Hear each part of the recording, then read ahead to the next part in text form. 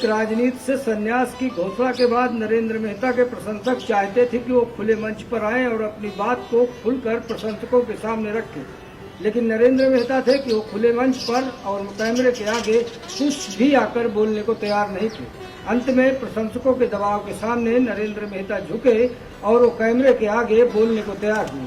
आइए मेरे साथ, मैं आज आपको दिखाता हूँ कि नरेंद्र मेहता ने किस तरह साइकिल से लेकर लंबनी तक का सफर और किराने की दुकान से लेकर 7-Eleven क्लब तक का सफर तय किया।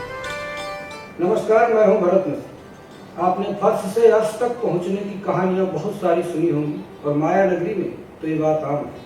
आपने सुना होगा कि कई फिल्मी सितारे ऐसे भी थे जिनके पास अपने सुपरस्टार की पिक्चर देखने के लिए टिकट खरीदने तक के लिए पैसे नहीं थे और बाद में वही सुपरस्टार बने।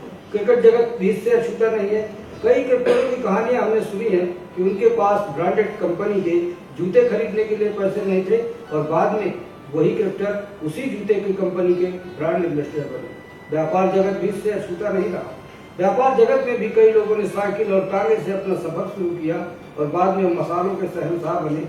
जिन भाई अंबानी से लेकर न जाने कितने लोगों की इसी तरह की कहानियां। आज मैं जिस शहर में हूँ, मीरा भाईंदर की बात कर रहा हूँ, मैं मीरा भाईंदर में भी आज आपको एक ऐसी शख्सियत से रूबरू कराऊंगा जिन्होंने अपना सफर तो शुरू किया साइकिल से और किराने की दुकान से, लेकिन आज वो लंबेनी के मालिक है और साथ में किराना की दुकान की जगह आज उनके पास कई क्लब, कई होटल और कई तरह की चीजें हैं। आखिर कैसे ये सफर संपन्न हुआ और कैसे ये कर पाए? जी हाँ, मैं शहर के एक ऐसे शख्स की बात कर रहा हूँ जिनका नाम नरेंद्र मेहता है और बहुत कम समय में, अगर मैं कहूँ तो बहुत कम समय में उन्होंने शहर में अपना मुकाम बनाया और पांच टॉप 5 लोगों में अपनी जगह बनाई। आज मेरे साथ नरेंद्र मेहता जी हैं। नरेंद्र मेहता जी ही अपनी पूरी की पूरी कहानी खुद अपनी जुबानी सुनाएंगे। मेहता साहब, सबसे पहले आपको बहुत बहुत स्वागत है हमारे कार्यक्रम में। मैं आपसे सबसे पहले जानना चाहता हूं, क्योंकि बड़ी इंटरेस्टेड कहानी है आपकी। सबसे पहले शुरू करते हैं शुरुआती दौर से। आप मीरा भाईंदर आए कब और आपने सबसे पहले कौन सा काम यहाँ पे शुरू किया आने के बाद? भरत जी, ये एक लंबी कहानी है और बहुत ही हार्ट से जुड़ी हुई कहानी है और इससे लोग प्रेरणा भी ले सकते हैं और इसको लोग क्रिटिसाइज़ भी कर सकते हैं।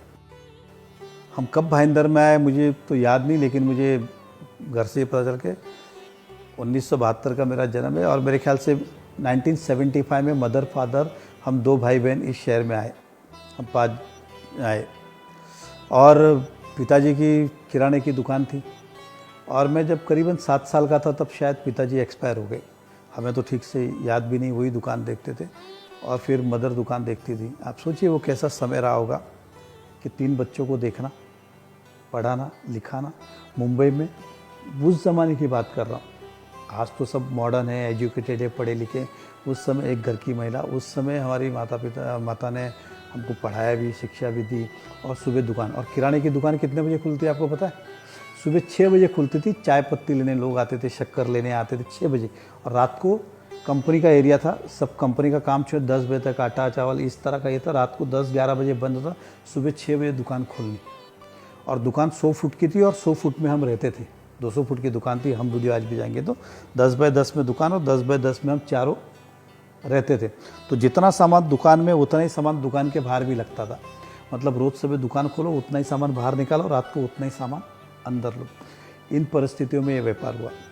और मैं जब स्कूल जाता था तो मेरे पास ये जो दूध वाले के पास वैसी बड़ी साइकिल होती थी और मीरा भाईंदर का जो मार्केट था किराने का, धान्य का, वो भाईंदर वेस्ट हुआ करता था। तो खरीदी हम वेस्ट में से करते थे और ईस्ट में लाके बेचते थे। और मैं साइकिल लेके आता था, साथ में झोला लेके आता था। स्कूल छुट्टी थी कुछ दोपहर को 1 बजे और झोले में सामान लेके यहाँ आता था, फिर दुकान चलाता था, फिर सुबह 6 बजे दुकान खोलता था।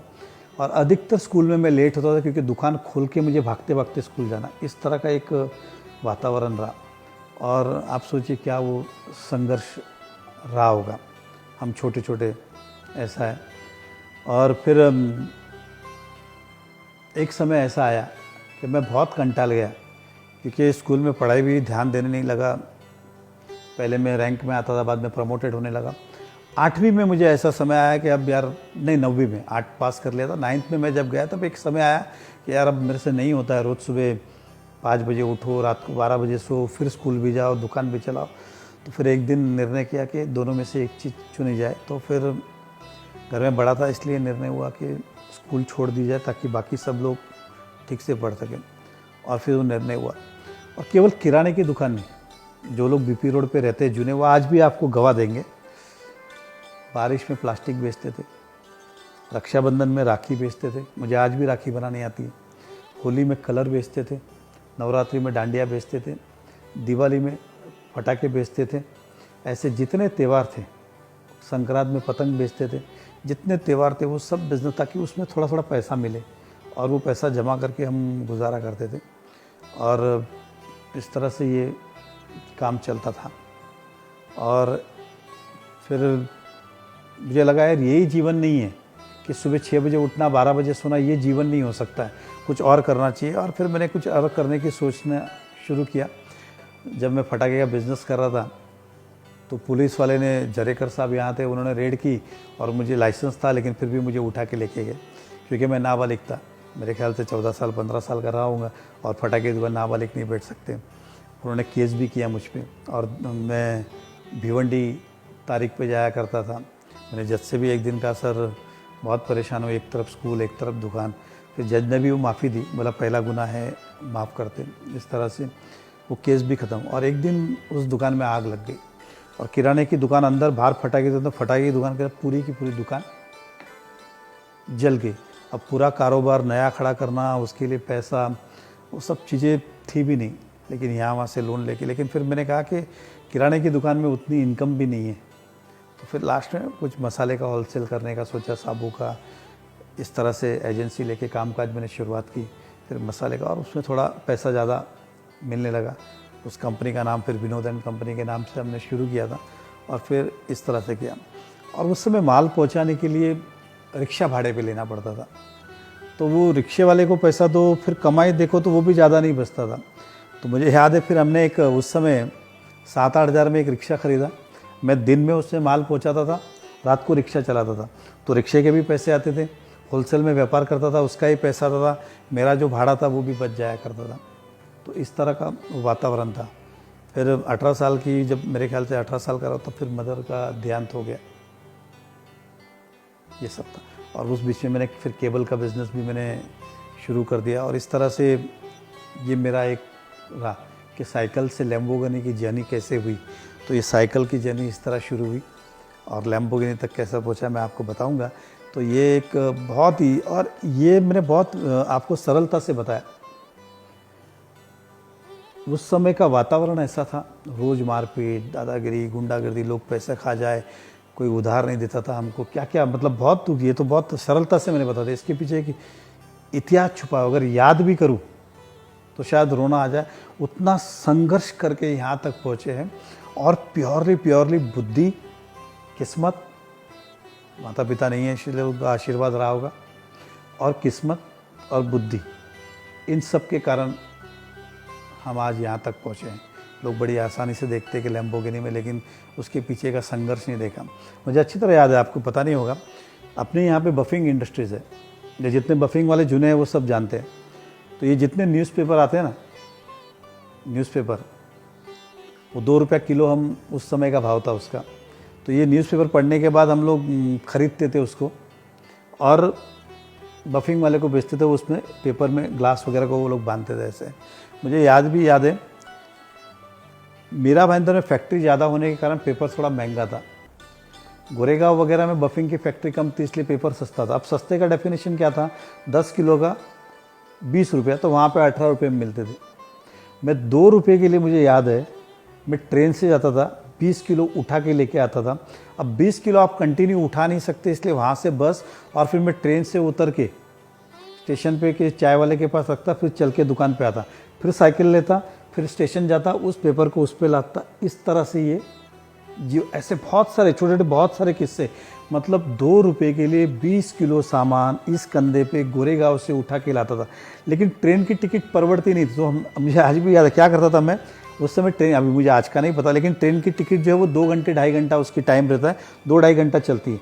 तो मैं एक टिकट में 2 बार सफ़र करता था ताकि उस पेपर की कॉस्ट कम आए, नहीं तो टिकट में तो पैसा एडजस्ट हो जाए। तो मुझे भी याद है रिटर्न टिकट निकालता था।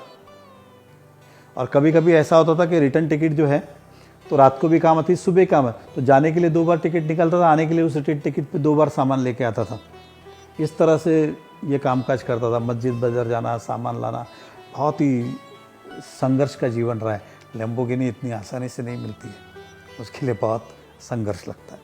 मैंने आपके विषय में काफ़ी कुछ पढ़ा है, ये शो करने के पहले काफ़ी कुछ आपके विषय में देखा है, और जो चीज़ मैंने देखा है उसके अंदर एक चीज़ तो आपके अंदर थी कि आप बहुत तेज किसी चीज़ को पकड़ते थे। किराना की दुकान के अलावा आपने बीच में जिक्र किया हम वीडियो का।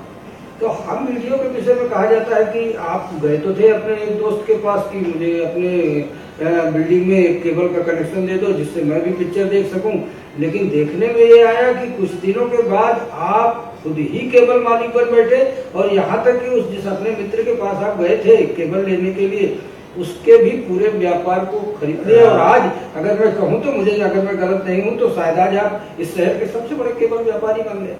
मैं आपको एक किस्सा बता दूँ कि एक कहावत है कि लोग घोड़ा खरीदते तो नाल खरीदते, जब घोड़ा लेते तो उसके पैरों के लिए नाल लेते। मेरा उल्टा रहा है हमेशा। मेरे पास नाल थी इसलिए घोड़ा खरीदा, हमेशा उल्टा रहा है। और यही एक जज्बा था। और सपने बहुत देखता था, जब भी बड़ी गाड़ी देखता लगता ये मेरे पास होनी चाहिए, इस शहर में मेरा बड़ा मकान होना चाहिए, मेरे पास इतने पैसे चाहिए कि जेब में जब कोई इच्छा हो तो कुछ खरीद सकूँ, ये हमेशा सपना था। और ये जो किस्सा आपने कहा बहुत, ये मेरे जीवन में एक बदलाव जहाँ से शुरू हुआ। ऐसे तो हर व्यापार के अंदर धीरे धीरे मैं तरक्की करते गया, लेकिन ये सबसे बड़ा बदलाव था। और मैं सभी से कहूँगा ये किस्सा जानने जैसा है कि पैसे कमाने के लिए मेहनत से ज़्यादा समय, बुद्धि, इसका कहते हैं बदकिस्मती का दरवाज़ा तब तक खटखटाया जाता है जब तक खुल नहीं जाता है, और खुशकिस्मती का दरवाज़ा एक ही बार खटखटाया जाता है। और यकीन मानिए केबल का ऐसे ही था। राकेश शाह मेरे दोस्त जो अभी हाल ही में नगर सेवक भी है, उनका केबल का नया इस देश के अंदर केबल शुरू हुआ था। और उस समय फिल्मों के जो शौकीन थे उसका एक ही उपाय था, या तो वीडियो ला के पिक्चर देखो या फिर थिएटर में जाके। तो केबल 300 रुपये में हर रोज़ एक पिक्चर, 50 रुपया महीने का हर रोज़ एक पिक्चर देखने मिले। तो मुझे पिक्चर का बड़ा फिल्मों का शौक़ था। तो राकेश शाह इन्होंने केबल शुरू किया था। मेरे जहाँ मैं रहता था उसके 2 बिल्डिंग पीछे वो रहते थे। तो उनको मैंने कहा कि मेरे घर में भी कनेक्शन लगा दो। तो उसने कहा कि 300 रुपया कनेक्शन के लगेंगे। आप बात तो ध्यान से सुनिएगा, जनता को 300 रुपया कनेक्शन के लगेंगे। मैं बोला कोई बात नहीं, कर दो। तो उसने कहा कि तुम्हारी बिल्डिंग 2 बिल्डिंग आगे है तो मेरा खर्चा ज़्यादा होगा, तुम 8-10 लोगों को तैयार करो तो मैं उस बिल्डिंग में डालूँगा। तो मुझे शौक़ था, तो मैं अपने बिल्डिंग में सब परिचित लोगों को मिला, ऐसे केबल चालू हुआ है, हम लेते 300 रुपया कनेक्शन चार्ज, 50 रुपया महीने का है। तो ऐसे 10 लोगों की लिस्ट बनाई मैंने। और आप मानेंगे नहीं, विथिन सेकेंड, क्योंकि मारवाड़ी हूँ, बनिया हूँ, तो विथिन सेकेंड मेरे मन में ख्याल आया, यार मैं 3000 रुपया इसको दूँ, फिर 50 रुपये के हिसाब से 10 महीने का 500 इसको दूँ। तो मेरे को लगा क्यों ना व्यापार मैं ही शुरू कर दूँ। उन दिनों 5000 रुपये में VCP आता था, 10,000 में VC और 5000 में VCP। तो मैंने जाके वो 3000 लिए, 5000 अपने 2000 डाले, 5000 का VCP लेके आया और मैंने खुद नहीं वो केबल शुरू कर दिया। मेरे बिल्डिंग में 15-20 कनेक्शन हो गए। तो मुझे महीने की 50 रुपये के हिसाब से 1000 रुपये की इनकम हो गई। खर्चा कितना आता था रोज़ का? 10 रुपया कैसेट का लगता था, 300 रुपया और 1000 रुपया।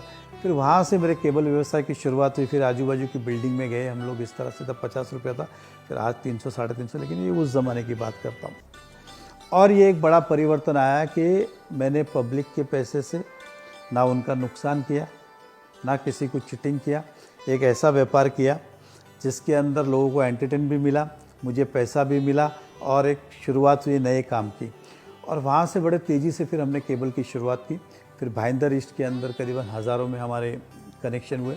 एक समय ऐसा आया कि राकेश शाह को भी अपना केबल वो भी मैंने ख़रीद लिया। ऐसे बहुत सारे केबल नेटवर्क फिर हमने एक एक करके ख़रीद लिए भाईंदर ईस्ट में।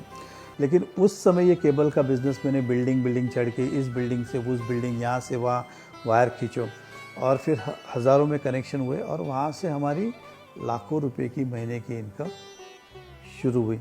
किसी ने सोचा नहीं था, मैंने सोचा भी नहीं था कनेक्शन करते समय यार मेरे को ये लाखों रुपए की इनकम देगा। और किराना की दुकान बंद कर दी। हाँ नहीं, फिर मसाले का था, फिर उसको बाद में हमने चेंज किया केबल के साथ, फिर उसको वीडियो लाइब्रेरी में कन्वर्ट कर दिया क्योंकि वो उसी का पार्ट था। फिर टीवी वीसीआर भाड़े पे देना, उसका पैसा आना, लाइब्रेरी का आना, केबल का आना, और वहाँ से मेरे जीवन में परिवर्तन आया। और हमारे इनकम जो है, मैंने कहा कि उस समय भाड़ा केबल का 200 रुपया तक हो गया था, तो हज़ारों कनेक्शन थे, अगर 200 भी तो 2 लाख रुपया महीने का आ जाता। तो उस ज़माने में इतना पैसा मिलना शुरुआत हुई। तो ये था मेरे जीवन में एक परिवर्तन लाना, जो मेरी इस महीने की इनकम 10-20 हज़ार थी, वो लाखों में कैसे कन्वर्ट हुई। और ये बात है 1992-93 के आसपास की। ये रहा आपकी जो एक बड़ी तेज़ी से प्रोग्रेस करने की जो एक इच्छा थी आपके अंदर, उसने आपको रुकने नहीं दिया। आप किराने के बाद सीधे आ गए केबल के धंधे में। और जब केबल के धंधे से जो फिर मैं आपकी जो हिस्ट्री पढ़ता हूँ, उससे जब मैं आपको आगे एक कदम और देखता हूँ, तो आप मोटर लाइन में आ गए। आपने बॉम्बे मोटर करके डाला, बॉम्बे मोटर में डाल के यहाँ तक कि उसी से आपने अभी हाँ, तो बॉम्बे मोटर की कहानी क्या है? ये भी एक अच्छा किस्सा। मैं लोगों से यही कहूँगा, ये जो मुझ पे आरोप लगते हैं ना कि भ्रष्टाचार, ये वो, दुनियादारी, सब बकवास है। एक आप समझ के, चोर चोरी करके कभी बड़ा नहीं होता है। मैं मानता हूँ पैसा बहुत आसान है कमाना इस देश में, इस ख़ास तौर पे मुंबई में पैसा कमाना बड़ा आसान मैं मानता हूँ। मुश्किल है कुछ कमाना तो लोगों का विश्वास। पैसा कमाना बहुत आसान। तो मैंने कहा कि लोगों को एक एग्जाम्पल सेट किया, केबल कैसे शुरू हुआ, कैसे इनकम हुई, कैसे हम आगे बढ़े। गाड़ियों का ऐसा था, जब मैंने कहा कि मेरी इनकम लाखों में आ गई, तो जाहिर सी बात है आदमी क्या देखता है उसके बाद, कि अपनी एक कार हो। मुझे गाड़ियों का ही शौक़ रहा है आज तक की इस पर पूरी लाइफ जर्नी में। मुझे एक ही शौक़ रहा है, वो है कारों का। इसके अलावा मेरे कुछ शौक़ नहीं रहे। तो उस समय मुझे कार लेनी थी, और उस ज़माने में ऐसा था कि लोन बड़े मुश्किल से मिलते थे। आपका रेफरेंस, आपका बैकग्राउंड, और केबल बिज़नेस ब्लैक लिस्टेड था, क्योंकि उस समय ये कहते थे गुंडे मवालियों का काम है, कहाँ केबल का बिज़नेस है, तो लोन कोई देता नहीं था। तो इतने दफ्तर के चक्कर लगाए एक एजेंट के साथ, इतने दफ्तर के चक्कर लगाए, कभी लॉयड फाइनेंस, कभी एस्कॉर्ट फाइनेंस, कभी आए, ये जितने फाइनेंस के, इन जा के ये सारा बिज़नेस मेरे दिमाग में उतर गया। और मैं जिससे गाड़ी ले रहा था, तो उसकी ब्रोकरेज जो है, उस समय वो 40,000 रुपये के 30,000 रुपया मांग रहा था कि मुझे मेरा फ़ीस देना होगा। अरे यार, ये आदमी एक गाड़ी लेता 30-40 हज़ार रुपया कमा लेता है, और मुझे फाइनेंस मिल नहीं रहा है। तो ऐसे कितने सारे लोग हैं इस ज़माने में जिनको फाइनेंस कैपेसिटी है लेकिन मिलता नहीं है। आप देखिए कि इस देश में आज भी जो कंपनी का मालिक है ना, उसको लोन नहीं मिलता, लेकिन जो उसके पास काम करता है ना, उसको लोन मिल जाता है, क्योंकि उसकी सैलरी स्लिप है, ये है वो है। बहुत सारी ऐसी कंपनियां हैं, जो व्यक्ति काम करता है, एम्प्लॉय, उसको लोन मिल जाता है और मालिक को नहीं मिलता है। ये था उस ज़माने भी वैसे ही था। आपकी 50 लाख की दुकान है, आपको लोन नहीं देंगे क्योंकि आपकी इनकम टैक्स क्राइटेरिया, लेकिन किसी का अगर 3 लाख का मकान भी है तो उसको लोन मिल जाएगा। तो ऐसे सोच के कारण मैंने उस समय एक सोच बनाई। ध्यान से सुनिएगा वापस, ये भी किस्सा कि पैसे कैसे बनाए जाते हैं। अब मुझे गाड़ी खरीदनी 1, मुझे अपने गाड़ियों का बिज़नेस शुरू करना 2, और मैं ही फाइनेंस करूँगा 3, और पैसा नहीं। अब ये करना कैसा है? तो फिर मैंने कहा कि मैं मारवाड़ी, मैंने अपना एक दिमाग अप्लाई किया। और इस शहर में बहुत सारे लोग, मैं अगर उदाहरण नाम लूँ तो चंद्रकांत वैती जी है, जयंत पाटिल है, अरुण कदम है, याकूब कुरैशी है, प्रफुल्ल पाटिल थे, ये सब बड़े बड़े जितने नाम हैं, ये कभी उस ज़माने में मेरे मेंबर हुआ करते थे। एक स्कीम, मैंने एक स्कीम निकाली, महीने का 1,000 रुपया भरो। ऐसे करते करते करीबन 2-2.5 हज़ार मेंबर हुए, तो महीने का 25 लाख, साल का 3 करोड़ रुपया मेरे पास आता था। और उसी पैसे को मैं उनको गाड़ी में फाइनेंस करता था। और बॉम्बे मोटर नाम का शोरूम भी मैंने किया था। मेरे 1,000 रुपये इस भाईंदर में करीबन नहीं तो 8-10 हज़ार लोग मेरे मेंबर रह चुके होंगे। ये सभी लोग वो जानते हैं कि ये हकीकत है। उनको उनके पैसे के बदले में बढ़ के मिलता था। मैं उस पर और ज़्यादा इंटरेस्ट लाया कि लोगों को लोन दे के कमाता था। मतलब क्या हुआ, मुझे गाड़ी भी मिली, मेरा शोरूम भी बना, लोगों ने जिसने पैसे लगाया उनको प्रॉफिट भी मिला, और वहाँ से मेरे जीवन में एक बहुत बड़ा बदलाव आया। मैं एक शोरूम का मालिक बना, बॉम्बे मोटर्स नाम का, जो बाद में हाल ही में हमने बेच दिया। इस तरह से इस गाड़ियों के बिज़नेस में आया कि इतना घुमा कि मुझे पूरा बिज़नेस समझ में आ गया। और इस शहर में 1 नंबर का गाड़ी में बिज़नेस करने में हमारा उस समय नाम था। केबल में आज भी हमारा बड़ा बिज़नेस है। तो इस तरह से ये बिज़नेस मैंने सीखा, बिगर पैसा लगाए, और किस तरह से समय का फ़ायदा लिया, और एक काम मैंने उस समय किया। आप केबल लेने गए घर के लिए, केबल के व्यापारी बन गए। आप कार लेने के लिए निकले, लोन लेने के लिए, आप कार के व्यापारी बन गए। अब एक इसी से जुड़ा हुआ एक कहानी और आगे आपकी मैं बनाता हूँ कि उस समय जब ये तब की बात है कि इस शहर में एक ही बड़ा नामचीन क्लब हुआ करता था। वो क्लब की मेंबरशिप भी थी अपनी, एक जो उनकी उस समय फीस रही होगी वो मुझे ज़्यादा जानकारी नहीं।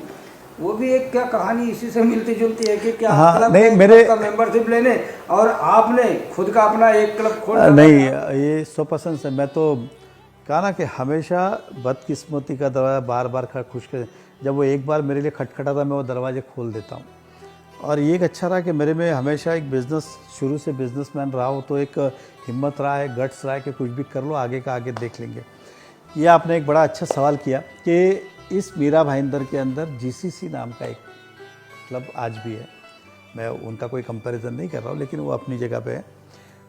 उस समय मेंबरशिप, क्योंकि मैंने अब आदमी को कहा कि मेरे पास गाड़ी भी थी, शोरूम भी था, अब आदमी कुछ चाहता है कि थोड़ी क्लब मेंबरशिप हो, इस तरह की लाइफस्टाइल चेंज करता है वो। तो उस समय उनकी मेंबरशिप कुछ 25-30 हज़ार रुपया थी उस ज़माने में। ये बात है सन 2000 की, 1999 की। तो 1999 में अब क्लब में मेंबर बनने जाते तो अकेला जाता नहीं है व्यक्ति, अपने दोस्तों को लेके जाता है। तो मैंने अपने दोस्तों को कहा यार चलो जाएंगे क्लब मेंबरशिप लेते। ऐसे मैंने 5-6 दोस्त तैयार किए। तो 6 दोस्त का पैसा होने लगा 2 लाख रुपए के आसपास। तो मैंने कहा यार ये उसको 25-25 हज़ार दो, ऐसे चलो मैं अपना सर्कल जो है, मेरा बहुत बड़ा एक सर्कल है, मैं अपना ही क्लब क्यों नहीं बना लूँ। आप यकीन मानिए मैंने अपने खास 100 लोगों को फ़ोन किया, मैं क्लब बना रहा हूँ, मेंबर बने हुए क्या, मेंबर बने हुए क्या ये। और आप यकीन मानिए मुझे 25-25 हज़ार के 100 नाम के कन्फर्मेशन हो गए। मुझे 25-30 लाख रुपए वही आए। उसी पैसे से मैंने ज़मीन खरीद ली क्लब के लिए। आप देखिए मैंने वही पैसे लिए, उसी पैसे से क्लब के लिए ज़मीन खरीद लो, जो blue moon club golden nest में आप देख रहे हो। बाद में उसे मैं बताता हूँ किस लिए बेचा। तो वो क्लब वहाँ बनाने का निर्णय हुआ। अब बनाने के लिए पैसे चाहिए, तो मेरे पास जो स्कीम के पैसे आते थे, मोटरसाइकिल के स्कीम के पैसे, उस समय शोरूम भी तो वो पैसा हमने बनाने के लिए यहाँ पे इन्वेस्टमेंट किया। फिर धीरे धीरे वो मेंबरशिप बनी। तो 85% कंपनी के पार्टनर हम थे, 15% मेरे दूसरे दोस्त थे। तो मेजर स्टेक उस कंपनी में हमारा था। और देखते ही देखते ये क्लब 1999 में हमने बनाना शुरू किया। 1 साल में तो मैंने क्लब बना दिया पूरा, और करोड़ों रुपए जनता के ही पैसे आए, पब्लिक का, उनको मेंबरशिप मिली, मेरा क्लब बन के तैयार हुआ। तो इस तरह से एक क्लब का निर्माण हुआ। इसलिए किसी भी काम को करने के लिए ज़रूरी नहीं कि पैसा ही चाहिए। थोड़ा बहुत पैसा हमने बसिन कैथलिक बैंक से भी लोन लिया था उस समय, मुझे याद है। तो थोड़ा लोन, थोड़ा इन्वेस्टमेंट, बाकी पैसा पब्लिक का, इस तरह से एक क्लब का निर्माण हुआ। ये चीज़ें। और उस समय मैंने कहा मेरे पास उस ज़माने में 2-3 गाड़ियाँ हुआ करती थी। एक तो एस्टीम VX और पहली लैंसर येलो कलर की, भाईंदर में जूने लोग जानते। एक पीली कलर की गाड़ी थी, वो खाली मेरी थी। तो पीली कलर की एक स्पोर्ट्स कार थी उस ज़माने में, और लैंसर तभी नई लॉन्च हुई थी। और तब मैं वो गाड़ियों का शौकीन रहा हूँ। और क्लब भी बना, बॉम्बे मोटर भी बना, और मेरे पास गाड़ियाँ भी आई। ये सब और किस तरह से आई मैंने बताया। केबल का बिज़नेस कैसे शुरू हुआ, बिगर पैसे बिज़नेस तो शुरू हुआ, इनकम भी शुरू हुई। गाड़ियों का बिज़नेस कैसे हुआ, गाड़ी तो मिली, शोरूम भी मिला, पैसा भी मिला। एग्जाम्पल, क्लब कैसे शुरू हुआ, तो क्लब के अंदर मेंबरशिप के पैसे भी आए और एक मेरी एसेट और प्रॉपर्टी भी बनी। लेकिन बाद में किसी कारण मुझे वो क्लब, पार्टनर के आपसी मतभेद के कारण मुझे वो क्लब अपना शेयर बेचना पड़ा। और जब मैंने वो शेयर बेचा, आप यकीन मानिए वो शेयर जब मैंने बेचा तो मैंने उसमें से 5-6 छोटी-छोटी चीज़ें ली। एक वो आप जो CN रॉक होटल देख रहे हैं, वो जगह हमने 1999 में 100 लोगों ने मिलके, दोस्तों ने मिलके खरीदी थी। बाद में सबको अलग किया, वो जगह हमने रखी। ये जो स्कूल जहाँ आप बैठे 7 स्क्वायर, ये जगह भी उसी समय हमने खरीदी। क्लब का जब पैसा बेचा, उस ज़माने में ये जगह जो है, आपको बता दूँ, ये आप यकीन नहीं करें, ये जगह 50 रुपया फुट, 60 रुपया फुट मिलती थी। मैं 2000 की बात करता हूँ। ये फ्लैट का रेट ही 600 रुपया, 550 था उस समय। तो ये जगह हमने उस समय 50 रुपया, 100 रुपया फुट के आसपास ये जगह खरीदी है। थोड़े पैसे जो आप आज क्लब देख रहे हैं 7-11, लोग कुछ भी बहाने बनाए, ये ज़मीन उस समय खरीदी गई है। और वो ज़मीन का तब रेट क्या था आपको पता है, 10 रुपया फुट, 20 रुपया फुट, क्योंकि नो डेवलपमेंट जोन है ऐसा। तो इस तरह से जब वो क्लब बेचा तो उसका सारा पैसा इधर अलग अलग जगह पे इन्वेस्टमेंट किया गया, जो फिर ये सारी चीज़ें बनी और एक धीरे धीरे इनकम देती रही। तो क्लब इस तरह से बना और इस तरह से बिका। जो आप तक आपने कहानी बताई, शायद मुझे भी, मैंने अगर पढ़ा ना होता तो शायद मुझे भी नहीं मालूम था, बहुत लोगों को ये कहानी नहीं मालूम थी, और मुझे उम्मीद है कि मेरे इस शो के माध्यम से लोग इस कहानी को समझ भी पाएंगे और अच्छी तरह से जान भी पाएंगे। लेकिन जिस चीज़ के लिए आप जाने गए पूरे शहर में, आपकी जो कंपनी बनी 7-Eleven कंपनी, इसको लेकर के बड़े विवाद आए, बहुत विवाद हुए, और इसी को लेके अधिकतर लोग आपको इसी के नाम से ज़्यादातर जानते हैं कि आपने स्कूल बना डाला, आपने सिराक होटल इतना बड़ा बना डाला, आपने इतना बड़ा क्लब बना डाला। आखिर इसकी 7-Eleven कंपनी की आपकी क्या कहानी है, इसको किस तरह से खड़ा किया, और ये जो सारा का सारा एक साम्राज्य आज दुनिया को दिख रहा है, ये कैसे खड़ा किया आपने? देखिए, मैं एक आपको बड़े स्पष्ट रूप से कहता हूँ, आदमी जब सार्वजनिक जीवन जीता है तो उसके ऊपर बहुत सारे आरोप प्रत्यारोप लगते हैं, वो भले खुद का डाल के करे। तो मैं उदाहरण देता हूँ कि हमारा एक गणपति मंडल बीपी रोड पे हमने शुरू किया था 1985 में, 25 साल हो गए। हम वहाँ पे चंदा जमा करते थे गणपति के अंदर, तो आप मानेंगे नहीं, चंदा मिलता था, कोई 10 रुपये देता था, कोई 11 रुपये देता था, मुश्किल से हम 15-20 हज़ार जमा कर पाते थे, और ख़र्चा होता था उस समय लाख रुपया। लेकिन लोग क्या बोलते थे, 2 लाख रुपया जमा किया, बाकी पैसा खा गए, ऐसा वैसा। अब जमा हुआ 20 हज़ार, 80 हज़ार घर के गए, लेकिन आरोप ये होता था कि ये पैसे खा गए। आप किसी भी बिल्डिंग का चेयरमैन सेक्रेटरी ले लो, वो अपने जेब का पैसा भी डाले, लेकिन आरोप ये लगता है कलर किया तो पैसा में गड़बड़ क्या रहेगा, इसमें क्या। तो ये एक कुदरती देने में किसी को उस पर करता नहीं, ये कुदरती देने हम कुछ भी करें तो वो आरोप लगते हैं। एग्जाम्पल 7-Eleven भी ऐसी बात है कि जिस तरह से तरक्की हुई है, और मैं उस समय राजनीतिक क्षेत्र से जुड़ा हुआ था, तो लोगों का काम था आरोप करना, मतलब सीधा है, कुछ भी आया तो आरोप कर दो, एक सिंपली ऐसा। अगर मान लो कोई सरकारी नौकर है, वो काम कर रहा है, उसके घर पे अगर मान लो अगले दिन टीवी आया, तो पड़ोसी क्या कहेगा, ये कुछ गड़बड़ करके आया इसलिए टीवी। भले उसने खुद को गिरवी रख के बैंक से लोन लेके लाया रहेगा, उसमें किसी को इंटरेस्ट नहीं, इसने गड़बड़ किया इसलिए आया। मान लो अगर उसने कार खरीद ली अपनी कोई एक खानदानी ज़मीन बेच के, तो भी यही आरोप आएगा कि उसने गड़बड़ किया। उसी तरह से इस कंपनी को हमेशा, क्योंकि ये कंपनी मीरा भाईंदर में सबसे तेज़ी से आगे बढ़ने वाली कंपनी बनी, लेकिन वो अपने एजेंडा पे, अपने एम पे, अपने कार्यशैली पे ये कंपनी आगे बढ़ी। कोई दादागिरी करके, गुंडागिरी करके ये सब कंपनी नहीं बढ़ी। 7-Eleven कंपनी, ओरिजिनली इस कंपनी का नाम संकेत था, ये 1995 के अंदर फॉर्म हुई। मेरे ख्याल से 2002 में या 3 में इसका नाम बदल के हमने 7-Eleven कंस्ट्रक्शन प्राइवेट लिमिटेड किया। मैं ही इसका फाउंडर और चेयरमैन में ही था, और इस तरह से एक 7-Eleven होटल का भी निर्माण किया, 7-Eleven होटल प्राइवेट लिमिटेड, उसका भी चेयरमैन और फाउंडर मैं ही बना।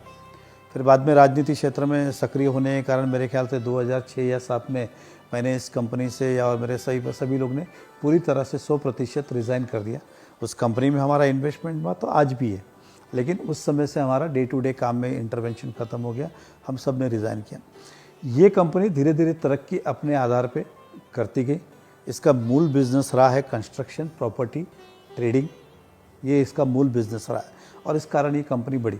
शहर के अंदर प्रॉपर्टी के अंदर ऐसे 10 बिल्डर होंगे, नहीं 150 बिल्डर हैं, मैं अब नाम लेना उचित नहीं समझता हूँ, जो कभी खेती करते थे आज वो अरबपति है, कभी किसी चीज़ का व्यापार करते थे अरबपति है। ऐसे 500 लोग होंगे अलग अलग क्षेत्र के। मीरा भाईंदर में भी ऐसे 8-10 लोग होंगे जो ज़मीन से उठे और आज एक मुकाम पे। लेकिन ये कंपनी, क्योंकि मैं राजनीति में जुड़ा हूँ, इसलिए इस कंपनी में जो भी है वो गड़बड़ है। आपको बताते हुए गर्व महसूस होता है इस कंपनी के बारे में, लोग कुछ भी हो। इस शहर में सबसे ज़्यादा रोजगार किसने दिए, एक सिंगल कंपनी ने, तो वो 7-Eleven ही। कौन सी ऐसी कंपनी है भाईंदर में जिसने 2000 लोगों को काम दिया है, ये वो 7-Eleven ही। इस शहर में सबसे ज़्यादा हाउस टैक्स कौन भरता है, इस शहर का म्यूनसिपल का हाउस टैक्स रेवेन्यू मेरे ख्याल से 125 करोड़ 100 करोड़ के आसपास है, टॉप 5 में आती होगी हाउस टैक्स भरने में।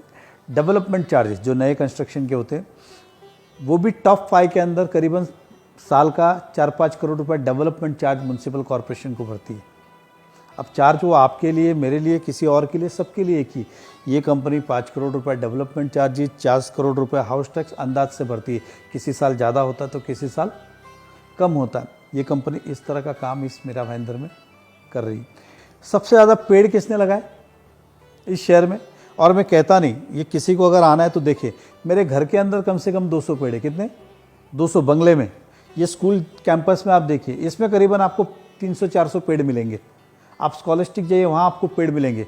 जिस क्लब की बात कर रहे हो वहाँ पे कभी खेती, नमक की खेती, मतलब उस तरह खारी ज़मीन थी एग्जाम्पल, पहले चावल बनता था, बाद में खारी हुई ज़मीन। आज वहाँ पे 1000 से ज़्यादा झाड़ है। कितने? 1000 से ज़्यादा। आप CN रॉक होटल पे जाइए, 4000 से ज़्यादा झाड़ को हमने नए से लगाया और उस लेवल तक उस लेके गए।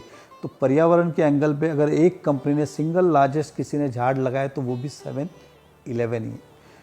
इस मीरा भाईंदर के अंदर टॉप 5 टॉप 10 के अंदर इनकम टैक्स भरने में ये कंपनी है। तो ये इनकम टैक्स भी हम किसको भरते हैं? गवर्नमेंट को। गवर्नमेंट का पैसा किसको आता है? स्टेट से कॉरपोरेशन। ये कंपनी को यूं ही बदनाम, रोजगार में आगे, आप अगर झाड़ लगाने की बात करो तो आगे, इन सभी क्षेत्र के अंदर ये आगे रहे। अब हम पानी की बात करते हैं, लोग कुछ भी कहें। आप मेरे बंगले में जाइए, रेन वाटर हार्वेस्टिंग मिलेगा। आप मेरे स्कूल में जाइए, रेन वाटर हार्वेस्टिंग मिलेगा आपको। CN रॉक में जाइए, रेन वाटर हार्वेस्टिंग मिलेगा। इस शहर के अंदर CN रॉक के पीछे लोग कुछ भी बोले, तालाब बुझाए, आप आज भी जा सकते हैं। 10,000 टैंकर, कितने? बारिश का पानी जो नाले में बह के खाड़ी में आता, 2 साल पहले हमने उस पानी को रोकने की व्यवस्था की। 10,000 टैंकर पानी को आज हम बारिश का जाने वाला रोकते हैं। वो पानी ज़मीन के अंदर होता है या इवेपोरेट्स होता है। वो पानी आने वाले समय में ज़मीन को मीठा करता है और ज़मीन के अंदर पानी की मात्रा बढ़ाता है। ये काम भी हमने किया। लोगों ने आरोप प्रति आरोप किए, सिर्फ क्या बोलते हैं ना, आप एक बुराई देखते हो 99 अच्छा था। इस कंपनी ने इतना सब कुछ किया। दूसरी सबसे बड़ा, इस कंपनी ने जो कुछ कमाया वापस इसी शहर के अंदर लगाया, किसी और जगह लेके नहीं गए। बाकी लोग कमाते हैं, कोई गांव में रखता है, कोई दुबई में रखता है, कोई किधर रखता है। इस कंपनी ने ईमानदारी के साथ कमाया, ईमानदारी से सारा पैसा वापस इसी शहर में इस कंपनी ने लगाया। तो आरोप प्रति आरोप जितने भी थे, मैं उसका निषेध करता हूं और उनसे यही कहूँगा कि बिगर इस चीज़ के आरोप प्रति आरोप आप लोग ना करें। दूसरा, आप देखेंगे तो इस शहर में 7-Eleven ने कोई भी काम छुपाया नहीं। किसी अच्छे आदमी ने कहा था, जब काम ईमानदारी से करते हो तो बिंदास करो, खुलेआम करो, छुपके मत करो। अधिकतर जिस व्यवसाय में पॉलिटिशियन होते हैं या उनके पीछे होते हैं, तो लोग वो काम छुपा के करते हैं। कोई गांव में करता है, कोई इंटरनेशनली पैसा भेजता है, कोई घर में ही रखता है या कोई अलग नाम से लगाता है। ये कंपनी का सारा कामकाज एक नंबर पे, इसलिए आप जितनी ज़मीन भाईंदर में आप बोर्ड देखते हो बिंदास लगे। और भी बहुत सारे पॉलिटिशियन की ज़मीन है, मैं नाम नहीं लूँगा, लेकिन उनके बोर्ड नहीं लगे। तो मुझे आप बताइए, लगाने वाला जो जनता को दिखा रहा है वो सही आदमी है कि जो छुपा के रख रहा है वो गलत है? तो इस कंपनी ने बिंदास डंके की चोट के ऊपर बोर्ड लगाए कि this property belongs to 7-Eleven construction private limited, इसलिए कि वो एक नंबर की प्रॉपर्टी है, उसका इनकम टैक्स, उसके डॉक्यूमेंट सारे बराबर है, इसलिए बिंदास बोर्ड लगाए गए हैं। कोई चोरी छिपे बोर्ड लगाए गए नहीं हैं। तो लोगों ने उसको भी देखा, इतने सारे बोर्ड कैसे दिख रहे। अरे भैया, जो लोगों ने नहीं लगाया उनको पूछिए तुमने क्यों नहीं लगाए, लगाने वाले को क्यों पूछ रहे। और लगाया तो स्वाभाविक है ना, ये प्रॉपर्टी ऑन रिकॉर्ड है, इसके लगाया गया ना। इसकी बेनामी प्रॉपर्टी इस कंपनी की एक नहीं है। नहीं 7-Eleven में आपने छोड़ दिया, लेकिन 7-Eleven पे सबसे ज़्यादा TDR को लेकर उंगलियां उठी। अभी आप TDR हाँ, अच्छा विषय है। कंपनी ने ये TDR का बड़ा किया। ये TDR को देखिए ऐसा है, कंपनी क्यों, TDR का नाम आपके कंपनी के साथ क्यों जुड़ा? एक चीज़ आपको बोलता हूँ, जो कॉन्सेप्ट नया आता है, कुछ कुछ चीज़ें हर बार नहीं आती है, सरकार की पॉलिसी ये वो। जो मीरा भाईंदर में 2003 में TDR देने की व्यवस्था शुरू हुई। इस शहर के अंदर 2 प्रकार की ज़मीन है। ज़मीन तो सब किसी ना किसी ओनरशिप की है, कॉरपोरेशन की नहीं है। मतलब किसी ना किसी ज़मीन, जो हम यहाँ के जुने किसान बोलते हैं गांव वाले, उनकी है। उन्होंने आपको बेची, आपने मुझे बेची, मैंने उनको बेची, उसने उसको, इस तरह का साइकिल चलता है। लेकिन 2 प्रकार की ज़मीन है। एक वो R जोन जिसमें बिल्डिंगें बन सकती, एक वो ज़मीन जो रिजर्वेशन है, जिसके अंदर आपको म्यूनसिपैलिटी को देके TDR लेना है। एक चीज़ है। अब बहुत सारी ज़मीनें हमारे पास, हमने रिजर्वेशन की खरीदी, वो म्यूनसिपैलिटी को दी, उसका TDR लिया। ये कोई भी जाता तो उसके लिए भी वही प्रथा है। वो गांव वाला जाता तो भी, आप जाते तो भी, अमीर आदमी जाए या गरीब आदमी जाए या सामान्य आदमी जाए, सबके लिए वही है जो इस कंपनी को मिला। तो गलत क्या? अब सोचने वाली बात यह है कि इस शहर में 2 प्रकार के लोग हैं। आपके पास भी ज़मीन है, मेरे पास भी ज़मीन है। मेरे पास मतलब 7-Eleven ने अपनी ज़मीन म्यूनसिपैलिटी को दी, TDR ले लिया। आपने अपनी ज़मीन अभी तक अपने पास ही रखी, TDR लिया ही नहीं। अब मुझे बताइए, इन दोनों में से अच्छा व्यक्ति कौन, देने वाला कि नहीं देने वाला? अगर ये ज़मीन नहीं दी होती तो इस शहर में एक भी आज गार्डन, प्लेग्राउंड, मार्केट नहीं होता। बहुत लोगों ने ज़मीन दी। अगर ये लोग ज़मीन ही ना देते तो ये गार्डन कैसे बनता, हॉस्पिटल कैसे बनते, मार्केट कैसे बनते, ये सब चीज़ें, रोड कैसे बनते? ये सभी लोगों ने अपनी अपनी ज़मीनें दी रिजर्वेशन के अंदर, रोड के अंदर, म्यूनसिपल कॉरपोरेशन को। इसलिए ये बना ना। और कुछ लोग आज भी दबाए बैठे जो नहीं दे रहे, मुझे उसके नाम भी पता है, अच्छे अच्छे नेता के पता है, लेकिन मुझे बोलना नहीं। तो इस कंपनी ने तो हमेशा लोगों के हित का काम किया। अगर वो ज़मीन नहीं देती तो रिजर्वेशन भी नहीं बनता। तो इस कंपनी से ज़्यादा से ज़्यादा ज़मीन दी, टीडीआर ली। अब टीडीआर लिया तो लोगों को ये खिलता है, मैंने जैसे कहा ना टीडीआर क्यों लिया, अरे वो तो आप देते तो आपको ही मिलती, आज दोगे तो आज भी मिलेगा। क्या इस कंपनी के ऊपर अलग से कोई मेहरबानी हुई है क्या? उल्टा ये कंपनी ने उपकार किया है। और यकीन मानिए अब हमारी ये जो कंपनी है, इन्होंने हाल ही में डिसीजन लिया कि अब टीडीआर लेने का ही नहीं, क्योंकि इतने आरोप प्रति आरोप मेरे कारण होते हैं, मैं राजनीति में इसके लिए, उन्होंने टीडीआर लेना बंद कर दिया। आज बहुत सारा रिजर्वेशन डेवलपमेंट अटक गए, क्योंकि कमिश्नर बोलता है कि आप आओ टीडीआर लो, ऐसे एक नहीं 4 लेटर आपको दिखाऊंगा। तो हमने कहा कि आप टीडीआर नहीं चाहिए, अब ज़मीन का पैसा ही दो। अस्पताल का क्या मामला है? कंपनी से अस्पताल का भी नाम जुड़ता है, अस्पताल को लेके लोग भी ऐसा अस्पताल का देखिए, क्या है? हॉस्पिटल हमारा कमाने का जरिया नहीं रहा है। एक टाइम ऐसा था कि मेरी परिस्थिति ऐसी थी कि मैं हॉस्पिटल में था और मुझे बिल भरने के पैसे नहीं थे, और मैं राजनीति और समाज सेवा में था, इसलिए कितने लोगों की मैं मदद पैसे से, अगर मैं हॉस्पिटल बनाऊं तो ज़्यादा लोगों की मदद मैं कर सकता हूं, मुझे लगा हॉस्पिटल। और ये सन 2000 आपको बता दूं 9 में इसका गोपीनाथ मुंडे जी के हाथों भूमि पूजन हुआ 2009 में, और 11 में हॉस्पिटल का ओपनिंग हुआ, बराबर है। हालांकि लोगों ने अभी क्या बोला, इस चुनाव के अंदर नरेंद्र मेहता ने भ्रष्टाचार किया, एमएलए बने, हॉस्पिटल बनाया, लेकिन किसी ने ये नहीं सोचा कि मैं एमएलए बना 14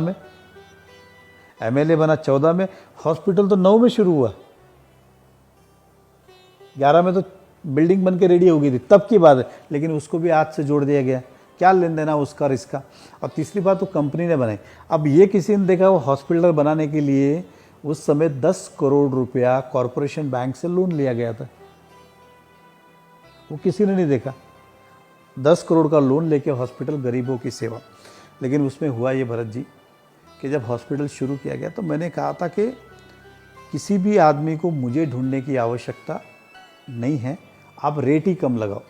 जैसे मान लो अगर ऑपरेशन का भार 5,000 रुपया होगा, अगर आपको 1,000 रुपये में परवड़ता है तो आप 1,000 रुपये ही लो, लेकिन आप ऐसा नहीं कि 5,000 लिखो फिर वो नरेंद्र मेहता को ढूंढे, मेरे पास आए, मैं चिट्ठी दूँ तब करूँ, मतलब सबके लिए कम कर दो। उन दिनों प्रॉब्लम ये हुआ कि हॉस्पिटल ऐसी चीज़ है कि बिल का 1,000 रुपया करने के बाद भी लोग मेरे घर पे आने लगे कि मेहता जी 1,000 रुपया इसमें कम करो। मैं उस ज़माने में आपको बता दूं, ये कंपनी जो है, मैं नहीं, कंपनी जो है करीबन मेरे ख्याल से 3 करोड़ रुपया सालाना, कितना 3 करोड़ रुपया सालाना अंदाज से हॉस्पिटल को चैरिटी करती थी, मतलब अपनी तरफ से योगदान करती थी 7-11, क्योंकि लॉस आता था, इनकम थी नहीं, क्योंकि रेट कम था, तो वो 3 करोड़ रुपया कम अंदाज से मेरे ख्याल से कंपनी करती थी। मैं भी हो सकता 2.5 हो एग्जाम्पल। लेकिन लोगों ने और राजनेताओं ने उसको भी राजकारण का मुद्दा बनाया कि पैसा खा रहे, कमा रहे, लूट रहे। लास्ट में निर्णय लिया यार जान दो, छोड़ दो। इससे अच्छा फिर वो हॉस्पिटल हमने बंद किया और फिर फैमिली केयर नाम का उसको भाड़े पे दे दिया।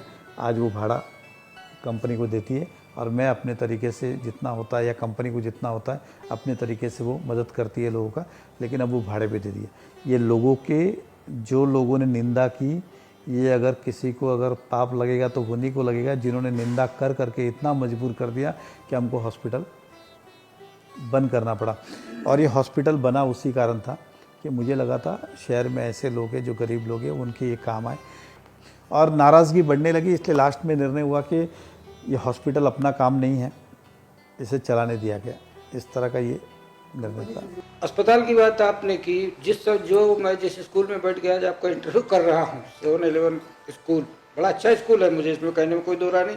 मेरे 2 बच्चे यहाँ पे पढ़े हैं और दोनों बच्चे पढ़ते, लेकिन ये इसको भी लेकर के हमेशा टीका टिप्पणी, हमेशा विवाद, और हमेशा ये कि आपने इसको भी, आपकी कंपनी, मैं अब आपको नहीं बोलूँगा, मैं सीधी कंपनी की बात कर रहा हूँ। तो क्या स्कूल का क्या मामला है? स्कूल के भी मामले को मैं चाहूँगा कि आप साफ करिए कि स्कूल किस तरह से बनाया आपने, क्या स्कूल में कंपनी कुछ गलत किया? ये कंपनी ने मेरे राजनीति में होने के कारण कंपनी ने बहुत कुछ भोगा है, फ़ायदा नहीं किया है, नुकसान किया है, भोगा है। उनके प्रोजेक्ट को हर बार बदनाम करने का प्रयास किया गया। इस शहर में एक ही स्कूल है कि जिसने बनाया 7-11 ने, इस शहर में, अलग अलग 10 बिल्डर होंगे, 10 कंपनियां होगी जिन्होंने स्कूल बनाया, उसकी बातें कोई नहीं करता है, इसी की करता है। क्यों?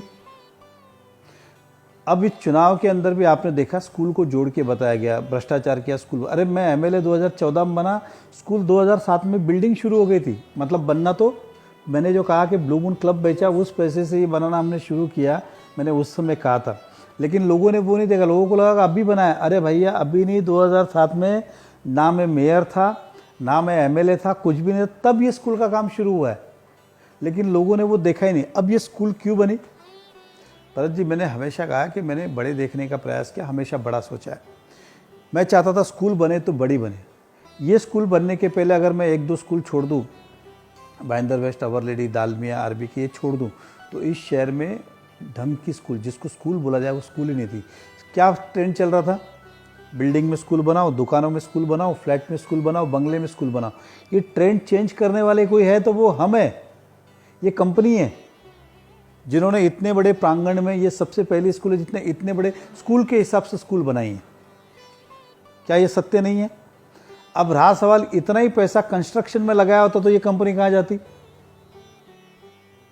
स्कूल से ज़्यादा प्रॉफिट कंस्ट्रक्शन में कंपनी को। लेकिन कहा कि ये कंपनी की हमेशा एक सोच रही है, हॉस्पिटल, स्कूल, क्लब, ये वो सब सोशल एक्टिविटीज़। मैं मानता था आज तक कि यार स्कूल, हॉस्पिटल ये सब पुण्य का काम है। लेकिन इस चुनाव में देखा गया कि ये मत करो, तुम तो बिल्डिंग बनाओ, टावर बनाओ, ये सब चीज़ें बनाओ, मॉल बनाओ, ये सब कमाओ, ये सब मत करो। अब रहा सवाल, कोई भी शहर उठा के देख लो, मीरा भाईंदर हो, वसई हो, थाना हो, मुंबई हो, दिल्ली हो, आगरा हो, लंदन हो, कुछ भी, सब प्रकार के स्कूल होते हैं। अब ये कंपनी ने ये हिसाब से एक स्कूल बनाई। कुछ लोगों ने भाषण किया कि गरीबों के लिए नहीं, अमीरों के लिए स्कूल बनाता हूँ। मैं जिसका भाषण किया उसका नाम नहीं लेता हूँ, मैं उसको एक सिंपल सवाल पूछता हूँ आपके माध्यम से। चलो मैं कल उत्तन गांव में, एक डोंगरी गांव, उधर एक छोटी स्कूल बनाता हूँ, या चैना गांव में एक स्कूल बनाता हूँ, अपने पोतों को और अपने बच्चों को पढ़ने भेजोगे क्या? तो बोलेगा नहीं, मेरा बेटा तो कैसे पढ़ेगा, मेरा बेटा तो बम्बई जाएगा, नहीं तो अच्छी स्कूल में जाएगा, इसमें जाएगा, उसमें जाएगा। इसका क्या मतलब है? इसलिए शहर में सब प्रकार की ज़रूरत है, आप समझ के चलिए, हर एक वर्ग है, आप समझ के चलिए। जहाँ सेंट्रो बनती है वहाँ मर्सिडीज़ भी बनती है। गवर्नमेंट की अगर आप ट्रेन देखें तो चालू डब्बा भी है, रिजर्वेशन भी है, एसी भी है, अपर एसी भी है, आप समझ। फ्लाइट में भी आप जाते हैं तो इकोनॉमी भी है, बिजनेस क्लास भी है। एग्जाम्पल सब क्षेत्र के अंदर है। उसी तरह इस शहर में एक अच्छे स्कूल की ज़रूरत थी, और ये पहला दिल्ली बोर्ड है। आपको बता दो, इस मीरा भाईंदर में एक भी सीबीएसई स्कूल नहीं थी, ये पहली सीबीएसई स्कूल मीरा भाईंदर की है। और सीबीएसई स्कूल को उतनी बड़ी इमारत, उतनी बड़ी जगह, उतने टीचर्स का नाम लगता ही है। अब इतना बड़ा इन्वेस्टमेंट करके उसकी फीस उसी हिसाब से होने वाली है। आप एक तो 10 गुंठे में स्कूल बनाओ, एक 100 गुंठे में बनाओ, फ़र्क है ही। आप एक 2 माले की बनाओ, एक 7 माले की बनाओ, तो स्वाभाविक है वो सारा स्कूल आने वाला है। तो ये दिल्ली बोर्ड स्कूल अगर ना होती तो जो बाहर से लोग आते हैं, गुजरात, दिल्ली, उनके लिए दिल्ली बोर्ड था ही नहीं। तो this is the first CBSE Delhi board. वैसे लोग पहले वंचित होते थे और कॉम्प्रोमाइज़ करते थे यहाँ वहाँ की स्कूल में, आज उनको एक सुविधा के हिसाब से मिली। तो स्कूल का इतिहास ये रहा है, और हमारी सोचती कि अच्छी शिक्षा मिले, और आज अभिमान भी महसूस करते, गर्व भी महसूस करते। अभिमान से कहते सर, आप कितने आरोप प्रति आरोप, डिटेल में जाते नहीं हो, लेकिन और लोग भी क्या करते हैं, आरोपों को सुनने में इंटरेस्ट, दूसरी बाजू सुनने में इंटरेस्ट ही नहीं रखते, जिसका खामियाजा भी मुझे भुगतना पड़ा। हॉस्पिटल की हकीकत में स्कूल बनी, ये सब पहले बना हुआ है, अभी तो कुछ बना ही नहीं। तो ये सारी चीज़ें जो है, ये जनता के हित में, जनता की सेवा के लिए हमने सोचा था। अब आपको बता दूँ, इस शहर में हमने कॉलेज बनाने का भी निर्णय लिया था। आपको बता दूँ, ये कंपनी कॉलेज मेरे बोलने पे बना रही थी कि यार बनाओ कॉलेज, कमाओ नहीं कमाओ क्या फ़र्क गिरता है, तुम कॉलेज बनाओ। क्योंकि कॉलेज लॉस मेकिंग बिजनेस है। कॉलेज आप देखेंगे तो कॉलेज अधिकतर वही बनाते हैं जिसको सरकारी ज़मीन मिलती है या ग्रांट मिलता है। आप देखिए, धीरू भाई अंबानी के पास भी स्कूल है, कॉलेज नहीं है। रुस्तम जी के पास भी स्कूल है, कॉलेज नहीं है। लोढ़ा ने भी स्कूलें बनाई, कॉलेजेस नहीं बनाई। आरबीके वाले ने भी, जो कनकिया ग्रुप है, उसने भी स्कूलें बनाई, कॉलेज नहीं बनाई। ये जितने बड़े बड़े कंपनीज आप ले लो, सबने स्कूल बनाए, कॉलेज नहीं। क्योंकि कॉलेज के अंदर 100% नुकसान वाला काम है। इसलिए आज के दौर में जिसको सेवा करनी है या जो पब्लिक का पैसा चंदा, वही कॉलेज बना सकता है। हमने फिर भी एक कॉलेज बनाने का निर्णय लिया। प्लान है, आप यकीन मानिए कि जब चुनाव हुआ तो प्लान मैंने विड्रॉ कर लिया। कल कॉलेज बनाएंगे, लोग फिर से कहेंगे कि ये भ्रष्टाचार घोटाला, इसलिए बोला कॉलेज नहीं बनाना है। लोगों को लगता है टावर बनाने वाले बहुत ईमानदार होते हैं, तो मैं सोचता हूँ कि अब टावर बनाया जाए, कॉलेज नहीं बनाई जाए। चलिए ठीक है, कितनी चीजें विड्रा करेंगे? आपने हॉस्पिटल विड्रा कर दिया, आप कॉलेज विड्रा करें, अच्छा चलिए ये बात तो ठीक है, सीबीएसई बोर्ड के अपने कुछ स्टैंडर्ड होते हैं। मैं हूँ तो इंसान ना, मैं 4 दिन बातें सुन सकता हूँ। वो 4 जो मेरे बारे में गलत बोलते ना, उससे मुझे कोई शिकायत भी नहीं, लेकिन जो 4 लोग समझते वो भी साथ खड़े नहीं होते ना। 4 जो निंदा करते वो तो करने वाले ही है, उनका काम ही वही है, वो उनको खरीदा ही गया, भाड़े पे लिया, उसी के लिए किया गया, उनकी मेरी चिंता कभी नहीं रही। लेकिन जो बाकी जो 4 लोग समझदार है वो तो समझना चाहिए। कोशिश आज यही है। तो मैं इस जो आपने बोला क्यों बैकफुट हुए, तो मैंने कहा कि यार आदमी टावर बनाता है, ये करता है, उसमें कोई देखने वाला नहीं, कोई पूछने। जब मैं सार्वजनिक चीज़ बनाता हूँ, आप आरोप प्रति आरोप करो, वो कंपनी को नुकसान होता है। उस कंपनी में 2000 लोग काम करते हैं, उनके बारे में कभी किसी ने सोचा? कोई नहीं सोचता है। इसलिए सोचा कि अब इस तरह का काम नहीं करके आपको कमर्शियल फील्ड में मैंने आज आपको जाना इसीलिए चाहिए। इतना लंबा बातचीत इसीलिए किया कि आज काफ़ी चीज़ें फाइनल हो। इसी तरह एक चीज़ और आपकी कंपनी से जुड़ा है, आपका सीएम रॉक होटल। उस होटल को भी लेकर अभी बीच में कुछ खबरें आई थी कि सीएम रॉक का तो मैं बोलूँगा ज़्यादा विवादित नहीं रहा वो, लेकिन कभी कभी होता है। आपको बता दूँ, सीएम रॉक 1999 तभी की ज़मीन, आप डॉक्यूमेंट देखें, 99 की, नॉट आज की, 99 में मैंने वो ज़मीन वैसी ही पड़ी थी, तो हमने एक छोटा होटल वहाँ पे बनाया। और वो होटल क्योंकि नॉनवेज मैं शुरू नहीं कर सकता, इसलिए फिर वो होटल बेचने का निर्णय हुआ। तो प्रताप सरनाइक जो हमारे एमएलए है, तो उनका होटल का बिज़नेस है, तो उनको देने का वो निर्णय हुआ। उन्होंने कहा मैं ये होटल लेता हूँ, बदले में मैं थाना की स्कूल की ज़मीन आपको देता हूँ। तो थाना में उनकी ज़मीन थी, वो जो हमारी कंपनी ने ली, और ये बदले में होटल की ज़मीन उनको देनी थी। ये सौदा भी हो चुका था, लेकिन बाद में सौदा होने के बाद किसी कारणवश उन्होंने होटल नहीं लिया, तो फिर कंपनी ने उनके स्कूल प्लॉट का पैसा दे दिया। इस तरह से वो थाना में स्कूल हमारी बनी। फिर अब इसको करना क्या, ये होटल को, क्योंकि नॉनवेज बेचेंगे तो चलेगा नहीं। लेकिन लास्ट में फिर इस कंपनी ने हिम्मत की कि वेज में हम चलाएंगे। फिर वहाँ पे शादियों का बिज़नेस बढ़ा, और वो आज होटल अच्छा चल रहा है। लेकिन वो मूल ज़मीन 1999 की। सीएम रॉक में तो कोई आरोप प्रत्यारोप नहीं। आपका जो क्लब है, ये क्लब को लेके भी कई तरह की बातें होती है। हाँ, ये सही है। ये क्लब के ऊपर मैं 1 घंटे की स्टोरी दे सकता हूँ।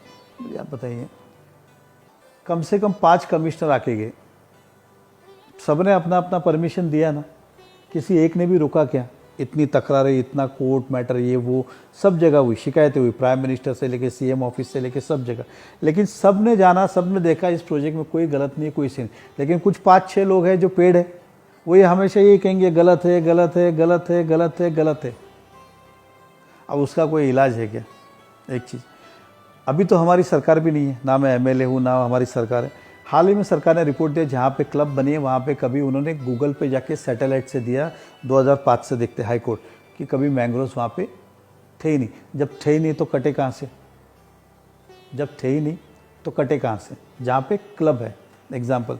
अब पीछे बहुत सारी ज़मीनें, किसकी अलग अलग ज़मीनें, जो हमारी ज़मीनें भी नहीं, कंपनी की ज़मीनें, कोई काट के जाता है, बिल इन पे फाड़ देते हैं इस तरह से। दूसरी सबसे बड़ी बात, ये मूल परमिशन कब का है? 2008 का परमिशन है। कब का? 2008 का परमिशन है, ये आज का नहीं है। ये राजनीति क्षेत्र में बिजी होने के कारण, मतलब आपको बता दो, ये कंपनी का जो कुछ मेजर एजेंडा था वो सब मेरे विधायक बनने के और मेयर बनने के पहले के थे। लेकिन लोगों ने बदनाम किया, जैसे कल ही बनाया। और क्लब का काम शुरू कब हुआ? 2015 में। उसकी चर्चा कब कर रहे? 20 में, क्योंकि ओपनिंग हुआ। 15 से लेके 20 तक किसी ने कुछ नहीं बोला। लेकिन जैसे ही चुनाव आए, ये मैंग्रोव्स कटा, इसमें ये कटा, वो कटा, ये कटा, कैसे कटा, उस पर कितने लोगों ने परमिशन दी है? Home department, Maharashtra tourism, joint director, collector, Mira Bhayandar municipal commissioner, और भी एक आध कोई होगा। ये सब क्या समझदार नहीं है जो ऐसे परमिशन दे रहे थे?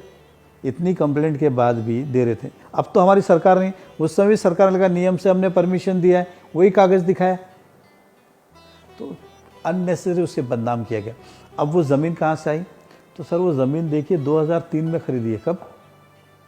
2003 में ज़मीन का। और तब क्या भाव चलता था? नो डेवलपमेंट जोन, वो NDZ है। मुश्किल से उस ज़मीन की कीमत उस समय 20 रुपया 30 रुपया फूट रही है, 20 रुपये 30 रुपये फूट रही उस समय। अब हमारे पास दूरदृष्टि थी, हमारे पास विजन था, चाहे वो सीएन रॉक होटल वो जहाँ पे है वहाँ तो जंगल था, कोई जाते नहीं थे, शेर और सांप आते थे रोज उस ज़माने में 99 में वहाँ पे डेली शेर आते थे, चीता बीता आते थे, उस तरह का है। रात को रहना भी मुश्किल था, सांप से भरा हुआ रहता था। उस समय किसी ने नहीं सोचा, हमने सोचा। ये जो क्लब वहाँ पे तो रास्ता भी नहीं था, इतने इतने कीचड़ में से जाना पड़ता 2003 में। अब वो ज़मीन कैसे बनी, आपको सबसे बड़ी कहावत बनाओ। उस ज़मीन का आधा हिस्सा इस तरफ है जहाँ पे एल.आर. तिवारी कॉलेज बना है और आधा हिस्सा उस तरफ। एल.आर. तिवारी को कॉलेज बनाने के लिए ज़मीन किसने दी? तो 7-11 नहीं दी, 7-11 ने दी। वो आर जोन था इसलिए वहाँ पे कॉलेज बन गई। सामने की तरफ एनडीजेड था तो एनडीजेड में क्लब परमिशन है। अब गवर्नमेंट की एक पॉलिसी है इकोनॉमिक को देखते हुए कि बाहर का पैसा ज़्यादा से ज़्यादा, इसलिए 5 स्टार होटल के लिए हमेशा लिबरल रही है। कोई अपनी सरकार नहीं, इंदिरा गांधी जी के ज़माने से, कि ज़्यादा से ज़्यादा 5 स्टार हॉस्पिटल उनको क्या बोलते हैं प्रोत्साहन मिले। कभी कभी तो कई जगह तो ज़मीनें फुकट में दी है 5 स्टार होटल बनाने के लिए। अपने यहाँ पे सरकार ने FSI एक्स्ट्रा दिया, आज भी होटल के लिए 4 FSI है। मीरा भाईंदर के अंदर भी 5 स्टार होटल बने, इसलिए सीएम साहब ने स्पेशल परमिशन देके होटल को परमिशन दिया। अब उन्होंने दिया तो फ्री में नहीं दिया, जैसे बाकी जगह पे चार्ज करते महाराष्ट्र में, उन्होंने मेरे ख्याल से 8 करोड़ रुपया प्रीमियम चार्ज किया। अब ये 8 करोड़ किसको मिला? मीरा भाईंदर म्युनिसिपल कॉरपोरेशन को। दूसरा, आप मुझे बताइए कि 5 स्टार होटल, आप जिस गांव में रहते हो, अगर आपके गांव में 5 स्टार होटल है तो आप उसको अभिमान से कहोगे कि शर्मिंदा होके कहोगे? जिस गांव में आप रहते हो उत्तर प्रदेश में, अगर कोई कहे आपके गांव, तो उसमें आपका गर्व महसूस होगा कि शर्मिंदगी? तो ये गर्व महसूस होगा। इस शहर के अंदर 5 स्टार हॉस्पिटल है, 7 स्क्वायर स्कूल है, वोकार्ड हॉस्पिटल है, मैक्सेस मॉल है, एग्जाम्पल ठाकुर मॉल है। एग्जाम्पल मैं आपको कहूँगा, अगर ये 6-7 चीज़ें आप निकाल दो इस शहर से, मैक्सेस निकाल दो, वोकार्ड निकाल दो, 7 स्क्वायर निकाल दो, दालमिया निकाल दो, JCC निकाल दो, ये निकाल दो, अब बचा क्या मुझे बताइए? क्या है आपके शहर में? कुछ भी नहीं। दूसरी सबसे बड़ी बात जो 4 लोग जो करते हैं उनको बता दूं, ये शहर जो है, ऐसे जो लोग हैं इनके भरोसे पे ये शहर चलता है। नौकरी, इनकम, ये हमारी कंपनी ने सोचा अगर यहाँ पे होटल को लग के, मतलब जीरो, जैसे मैं बेटा यहाँ ख़त्म, यहाँ होटल डंपिंग जानबूझ के, उसके लिए फिर हम कोर्ट गए, सब गए, लेकिन एक चिंता थी, कल अगर ये हो गया तो होटल का क्या होगा? तो वहाँ की हमने आजू बाजू की फिर ज़मीन खरीदना शुरू किया कि ज़मीन ही खरीद लेते हैं, हम ज़मीन ही नहीं देंगे तो कचरे का प्रोजेक्ट कहाँ से बनाएंगे? और उस तरह से हमने ज़मीन, तो बाद में कोर्ट ने और सरकार ने प्रोजेक्ट कैंसिल कर दिया, क्योंकि वो उन्हें समझा वायबल नहीं है, ये सब जानबूझ के किया जा रहा है, डमी चल रहा है। लेकिन उस कारण वो ज़मीन उस कंपनी की होगी। आज वो कंपनी का फ़ायदा ये हुआ कि उस समय उन्हें सस्ते में ज़मीन मिली, आज उसका सोने का भाव हो गया, इसलिए सीएन रॉक होटल बना। तो ये 1999 की ज़मीनें हैं और तब बना है, तो इसके ऊपर कोई आरोप प्रत्यारोप, मैं तो नगर सेवक भी 2002 में पहली बार बना था, इसलिए कंपनी ने जो है वो तभी वो काम किया। सीएन रॉक में तो कोई आरोप प्रत्यारोप नहीं। आपका जो क्लब है, ये क्लब को लेके भी कई तरह की बातें होती है। हाँ, ये सही है। ये क्लब के ऊपर मैं 1 घंटे की स्टोरी दे सकता हूँ। मूल परमिशन कब का है? 2008 का परमिशन है। कब का? 2008 का परमिशन है, ये आज का नहीं है। ये राजनीति क्षेत्र में बिजी होने के कारण, मतलब आपको बता दो, ये कंपनी का जो कुछ मेजर एजेंडा था वो सब मेरे विधायक बनने के और मेयर बनने के पहले के थे, लेकिन लोगों ने बदनाम किया, जैसे कल ही बनाया। और क्लब का काम शुरू कब हुआ? 2015 में। उसकी चर्चा कब कर रहे? 20 में, क्योंकि ओपनिंग हुआ। 15 से लेकर 20 तक किसी ने कुछ नहीं बोला, लेकिन जैसे ही चुनाव आए, ये मैंग्रोव कटा, इसमें ये कटा, वो कटा, ये कटा, कैसे कटा, उस पर कितने लोगों ने परमिशन दी है? Home department, Maharashtra tourism, joint director, collector, Mira Bhayandar municipal commissioner, और भी एक आध कोई होगा। ये सब क्या समझदार नहीं है जो ऐसे परमिशन दे रहे थे? ये जो क्लब, वहाँ पे तो रास्ता भी नहीं था, इतने इतने कीचड़ में से जाना पड़ता 2003 में। अब वो ज़मीन कैसे बनी, आपको सबसे बड़ी कहावत बनाओ। उस ज़मीन का आधा हिस्सा इस तरफ है जहाँ पे एल.आर. तिवारी कॉलेज बना है और आधा हिस्सा उस तरफ। एल.आर. तिवारी को कॉलेज बनाने के लिए ज़मीन किसने दी? तो 7-11 नहीं दी, 7-11 ने दी। वो आर जोन था इसलिए वहाँ पे कॉलेज बन गई। सामने की तरफ एनडीजेड था तो एनडीजेड में क्लब परमिशन है। अब गवर्नमेंट की एक पॉलिसी है इकोनॉमिक को देखते हुए कि बाहर का पैसा ज़्यादा से ज़्यादा, इसलिए 5 स्टार होटल के लिए हमेशा लिबरल रही है। कोई अपनी सरकार नहीं, इंदिरा गांधी जी के ज़माने से, कि ज़्यादा से ज़्यादा 5 स्टार हॉस्पिटल उनको क्या बोलते हैं प्रोत्साहन मिले। कभी कभी तो कई जगह तो ज़मीनें फुकट में दी है 5 स्टार होटल बनाने के लिए। अपने यहाँ पे सरकार ने FSI एक्स्ट्रा दिया, आज भी होटल के लिए 4 FSI। मीरा भाईंदर के अंदर भी 5 स्टार होटल बने इसलिए परमिशन दिया। अब उन्होंने दिया तो फ्री में नहीं दिया, जैसे बाकी जगह पे चार्ज करते महाराष्ट्र में, उन्होंने मेरे ख्याल से 8 करोड़ रुपया प्रीमियम चार्ज किया। अब ये 8 करोड़ किसको मिला? मीरा भाईंदर म्यूनसिपल कॉरपोरेशन को। दूसरा आप मुझे बताइए कि 5 स्टार होटल, आप जिस गांव में रहते हो, अगर आपके गांव में 5 स्टार होटल है तो आप उसको अभिमान से कहोगे कि शर्मिंदा होके कहोगे? जिस गांव में आप रहते हो उत्तर प्रदेश में, अगर कोई कहे आपके गांव, तो उसमें आपका गर्व महसूस होगा कि शर्मिंदगी? तो ये गर्व महसूस होगा। इस शहर के अंदर 5 स्टार हॉस्पिटल है, 7 स्क्वायर स्कूल है, वोकार्ड हॉस्पिटल है, मैक्सेस मॉल है, एग्जाम्पल ठाकुर मॉल है, एग्जाम्पल मैं आपको कहूँगा। अगर ये 6-7 चीज़ें आप निकाल दो इस शहर से, एक्सेस निकाल दो, वोकार्ड निकाल दो, 7 स्क्वायर निकाल दो, दालमिया निकाल दो, JCC निकाल दो, ये निकाल दो, अब बचा क्या मुझे बताइए? क्या है आपके शहर में? कुछ भी नहीं। दूसरी सबसे बड़ी बात जो 4 लोग जो करते हैं उनको बता दूं, ये शहर जो है, ऐसे जो लोग हैं इनके भरोसे पे ये शहर चलता है। नौकरी, इनकम, ये 8-10 करोड़ पहले मिले डेवलपमेंट के, वो अलग, अब 40 लाख रुपया हर साल मिलेंगे उनको। तो जब ऐसी चीज़ें आती है तो उसको पॉजिटिव वे से देखना चाहिए। 1%, आप भी यहाँ मैं भी यहाँ, उस पर 1% इलीगल नहीं, ऑक्यूपेशन से लेके सब है। और एक कमिश्नर नहीं ना, 5-6 कमिश्नर रखे गए ना उसको जो परमिशन। तो क्या एक भी आदमी ऐसा नहीं था क्या? मेरी सरकार थी तब भी और मेरे सरकार के पहले भी और बाद भी, उस चीज़ के अंदर कोई भी गलत नहीं है। 100% उसको ईमानदारी के साथ बनाया गया। ये शौक था इस कंपनी का कि एक क्लब हमने एक ज़माने में बेचा था, इसलिए वापस क्लब बनाने, ज़मीन भी उसी समय खरीदी थी, केवल समय नहीं मिला था, इसलिए वापस से ये ज़मीन हम क्लब बना नहीं पाए। तो ये सारी चीज़ें तब की है, आज की नहीं है। लोगों ने उसको आज से जोड़ के बता दिया, ऐसा है। आज ये खुलासा और आज ये बातचीत एक ऐसे वक्त पर हो रही है जब न तो विधानसभा चुनाव सामने है और ना ही महानगर पालिका के चुनाव। कोई राजनीतिक फायदा इस बातचीत से शायद मेरे को लग रहा है कि नरेंद्र नेताजी को मिलने वाला नहीं है। बहरहाल आज ये जो बातचीत हो रही है इनसे मैं भी काफ़ी कुछ सुन रहा हूँ और मैंने भी तमाम चीज़ें सुनी है। मैंने भी यहाँ पत्रकारिता में एक लंबा टाइम दिया है, लेकिन कुछ चीज़ें मुझे भी चौंकाती है और ये सोचने पर विवश करती हैं कि आखिर क्या वास्तव में इन तमाम चीज़ों को एक सुनियोजित प्रोपोगंडा के तहत आगे चलाया गया। खैर, इस बात पे ज़्यादा बात करेंगे, आगे करूँगा मैं, इस बात को और आगे बढ़ाऊँगा। एक चीज़ और है आपके विषय में कि हालांकि बाद में सेंट्रल गवर्नमेंट ने, प्रधानमंत्री जी ने भी ये कहा कि छोटे घर बनाओ, लोगों को एक 15 लाख रुपए का एक झोपड़ा होता है, पता नहीं किस दिन बुलडोजर चल जाए लोगों को। आपने एक छोटे घर की स्कीम लाई, अपना घर। अपना घर काफ़ी बड़ा स्कीम है, तो इसके विषय में क्या कहेंगे? अपना घर को भी लोग, कुछ लोग कहते हैं कि अरे आज अपना घर में भी कोई बोलता है आज अपना घर में ये होगा। अपना घर का प्रोजेक्ट कहाँ पे है? देखिए ऐसा है, और एक सबसे बड़ी बात यह है कि इतना बड़ा प्रोजेक्ट आपकी कंपनी ने किस तरह से कर दिया? इतनी बड़ी ज़मीन कहाँ से आपको मिली? इतना बड़ा कैसे आपने मैनेज करके ऐसा है, कर दिया? अपना घर भी एक अच्छा खासा इतिहास है। पैसे कैसे बनते ये इसमें एक तो आपको मैं बताऊंगा।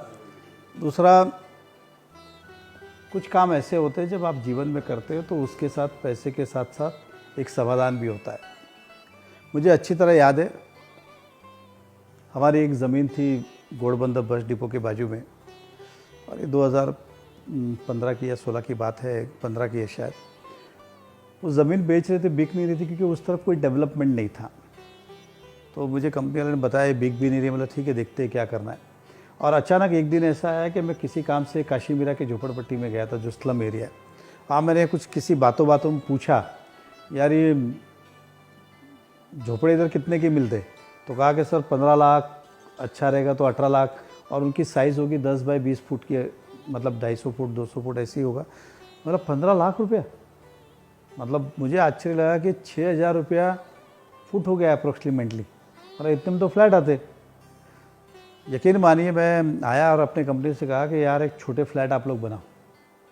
ये गरीब आदमी जो 15 लाख का झोपड़ा खरीदता है, वो गली में रहता है, गटर का ठिकाना नहीं, टॉयलेट का ठिकाना नहीं, बाथरूम का ठिकाना, बच्चों की खेलने की व्यवस्था नहीं, और सबसे बड़ी बात इल्लीगल लटकती तलवार, बरसात में पानी गलने का डर। और हमने ये निर्णय लिया कि छोटे मकान बनाएंगे। आप यकीन मानिए, अपना घर फेज़ 1 जब बनाया, 500 फ्लैट हमने निर्णय लिया कि बनाएंगे। और 12 लाख में केवल मकान। और लोगों से यही कहा कि आप अपने पक्के मकान में रहिए, क्यों लटकती तलवार में रहते हो, खुद के मकान में रहिए, एग्रीमेंट लीजिए, लोन मिलेगा। खड़े खड़े हमने 2 घंटे के अंदर 500 मकान बेचे, जिसके अंदर 1 रूम किचन, 1.5 रूम किचन इस तरह का खाली फ्लैट था। तो गरीबों के लिए अच्छे मकान मिले। इस मुंबई के अंदर आज कोई भी, जो पहले हम देखते हैं चॉल सिस्टम होती थी, 1 रूम किचन, ऐसा कोई नहीं बनाता है, क्योंकि बिल्डर को परवड़ता नहीं है और इनकम भी ज़्यादा नहीं होती। लेकिन हमारी सोच ये थी कि इनकम से ज़्यादा एक गरीबों को मिले और हमारे ज़मीन का पैसा हमको मिल जाए। लेकिन नो डाउट उस कंपनी को इनकम भी हुई, घर भी बने, लोगों को भी मिले, सबका काम हुआ। तो इस तरह से अपना घर के प्रोजेक्ट की शुरुआत हुई। अभी अपना घर जो फेज़ 2 बन रहा है उसमें गरीबों को 12 लाख 13 लाख, उस थोड़े बड़े मकान भी है, 1 रूम किचन भी है तो, लेकिन 1 रूम किचन भी 17 लाख 18 लाख में कहाँ मिलते हैं, जहाँ 30 लाख 35 लाख है, यहाँ 18 लाख। तो ये छोटे कॉम्पैक्ट घर बनाए गए और इसके अंदर एक फ़ायदा हुआ कि गरीबों को घर मिले, कंपनी को मुनाफा हुआ और आरएनए वाले की ज़मीन बिक गई। तो इस तरह से काम होता है। तो प्रोजेक्ट पे आरोप प्रति आरोप आप कुछ भी करो, किसने कहा कि सब प्रोजेक्ट में पैसा लगता है? अगर आपकी नीयत साफ़ है, आप ईमानदारी से काम करें तो अपने आप सब पैसा आता है। तो जो लोगों ने 100 फ्लैट खरीदा उन्होंने भी करोड़ों रुपए कमाए, आरएनए को भी पैसा मिला, कंपनी ने भी कमाया और गरीबों को भी सस्ते में मकान मिले। ये प्रोजेक्ट इस तरह से तैयार हुआ। अभी हाल ही में आपने देखा उसके अंदर पॉलिटिकली बहुत सारा उसको प्रेशराइज किया गया। तो मैं सभी आपके माध्यम से इंटर की, किसी को भी डरने की ज़रूरत नहीं जिसने अपना घर में फ्लैट लिया। अपना घर में सारा काम जो है वो नियमित रूप से ही किया जाएगा। उसके अंदर गलती कंपनी की इतनी है, प्रोजेक्ट जल्दी पूरे करने के चक्कर में बिल्डिंग का एक्चुअल 15 माले की 9 माले का परमिशन था, 11 माला हमने बनाए, वो टीडीआर लोड करके रेगुलस करना। और एमआरटीपी एक्ट के अंदर वो प्रोविज़न ही है, कोई मेरे लिए नहीं, पूरे महाराष्ट्र के लिए वो कायदा ही है कि अगर एक काम आपका 10 फुट है, आपने 11 फुट किया तो 11वें फुट का पेनल्टी भर के रेगुलस करना है। तो अगर वो परमिसेबल है तो मेरा परमिसेबल है, उस कंपनी का परमिसेबल है, तो कंपनी को ऑटोमेटिकली उसके अंदर परमिशन मिलने वाले। लेकिन जानबूझ के उसको हैरेस करने के लिए किया गया। आपकी जानकारी के लिए आपको विश्वास दिलाता हूँ, वो प्रोजेक्ट पूरा होगा, कंप्लीट होगा, बल्कि आपकी और तेज़ी से काम होगा उसके अंदर और फटाफट सारे नियमों का पालन करेंगे। मुझे न्यायपालिका के और कंपनी को, दोनों को, जिस कंपनी ने प्रोजेक्ट बनाया उनको, सिविल लाइन को न्यायपालिका पे भरोसा है कि इस पे सभी को राहत मिलेगी और न्याय मिलेगा। ये प्रोजेक्ट समय से पहले हम पूरा करने का प्रयास करेंगे। तो इस तरह से अपना अगर फेज़ 1 बना, जहाँ आज 500 लोग रहते, उनको पोजीशन दिया, खुश है, 12 लाख में झोपड़े के बदले मकान में रह रहे। अपना अगर 2 का काम बहुत तेज़ी चल रहा है, 3 का काम तेज़ी से चल रहा है। और सबसे बड़ी बात ये हुई उसके अंदर भरत जी कि नरेंद्र मोदी देश के प्रधानमंत्री भी बाद में उन्होंने भी ये किया कि छोटे घर बनने ज़रूरी है ताकि आम आदमी खरीद सके, जो जिसे प्रधानमंत्री आवास योजना कहा गया। हमने सरकार से किसी तरह का फ़ायदा नहीं लिया। हालांकि प्रधानमंत्री आवास योजना के सरकार की तरफ से एक्स्ट्रा एफएसआई भी हमने नहीं लिया, आपकी जानकारी के लिए। पूरा इस कंपनी ने अपने दम पे ही किया और सरकार का ये था कि जो भी छोटे फ्लैट बनाएंगे उसको टैक्स फ्री। तो ये प्रोजेक्ट भी इनकम टैक्स फ्री हो गया, इसलिए कंपनी का और मुनाफा बढ़ गया। तो इस तरह से ये मुनाफा होता है। कोई चोर चोरी करने से कभी बड़ा नहीं होता है, मेहनत करने से ही बड़ा होता है। तो ये अपना घर का इतिहास ये रहा है कि अपना घर में किस तरह से प्रोजेक्ट हम कर रहे हैं। मुझे लगता है सिलसिला खत्म नहीं हो सकता। अगर मैं आपसे पूछता रहूं, आप बताते रहेंगे तो वो ये सिलसिला खत्म नहीं होगा, लेकिन बड़ा लंबा सिलसिला हो जाएगा। अपने इंटरव्यू को अंतिम दौर की तरफ ले चलूँ उसके पहले एक सवाल और है कि आप कुछ भी करते हो तो बहुत फेमस हो जाते हो, जिसको लोग विवाद बोलते। आपने एक कार खरीदी 5 करोड़, 4.5 करोड़, 8.5 करोड़ लोगों को, हालांकि उसकी पूरी कहानी तो नहीं मालूम, लेकिन वो कार की आपकी क्या कहानी थी? हालांकि जो मैंने आपके विषय में सुना है कि कार के आप बड़े पुराने शौकीन, बहुत पुराने शौकीन है। कार आपके पास 2010 में एक आरटी हुआ करती थी, लोग पता, मैं भी था। लेकिन जो आपने लेम्बोर्गिनी खरीदी, इसको लेके लोगों ने बड़ा किया।